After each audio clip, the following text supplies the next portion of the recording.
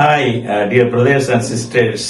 ഇന്ന് എന്റെ കൂടെ ഇരിക്കുന്നത് റിഫോം തിയോളജിക്കൽ സെമിനാരിയിലെ സ്റ്റുഡന്റ് ആയ ജി ആണ്. അദ്ദേഹത്തിനോട് ഒരു ചോദ്യം ഞാൻ ചോദിക്കുകയാണ്. Hi G, how are you? I'm good.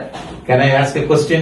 Sure. Is salvation based on God's decision or human decision? Well, we must firstly remember that all have sinned and all have fallen short of the glory of God, and that the consequence of sin itself is death. അതായത് എല്ലാ മനുഷ്യരും ആദാമിക പാപത്താൽ spiritually dead ആണ്. പാപത്തിന്റെ ശമ്പളം മരണമത്രേ. And if we wanted God to judge us completely fairly, in fact, no one can be saved, for even our good works have been polluted. അതായത് ദൈവം ന്യായമായും നമ്മളെ രക്ഷിക്കണമെന്നുണ്ടെങ്കിൽ നമ്മുടെ പ്രവൃത്തികളെല്ലാം മലിനമായിരിക്കുന്നു. അതാണ് യെശയ്യാ പുസ്തകത്തിൽ പറയുന്നത്. നമ്മുടെ നല്ല പ്രവൃത്തികളും മലിനമാണ്. But it is by the grace of God that He hath chosen to save whom He hath chosen to save, not because of anything we have done, but because of His love for us. അതുകൊണ്ട് അവന്റെ പരമാധികാരത്തിൽ, അവന്റെ സ്നേഹത്തിൽ, അവന് ഇഷ്ടമുള്ളവരെ അവന്റെ കരുണയിൽ അവൻ രക്ഷിക്കുന്നു. However, with that being said, God has made it so the only way to receive salvation is through faith. For by grace you have been saved through faith, and this is not your own doing; it is the gift of God.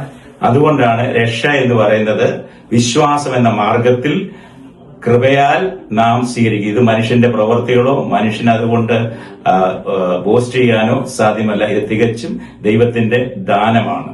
Thank you very much. God bless you.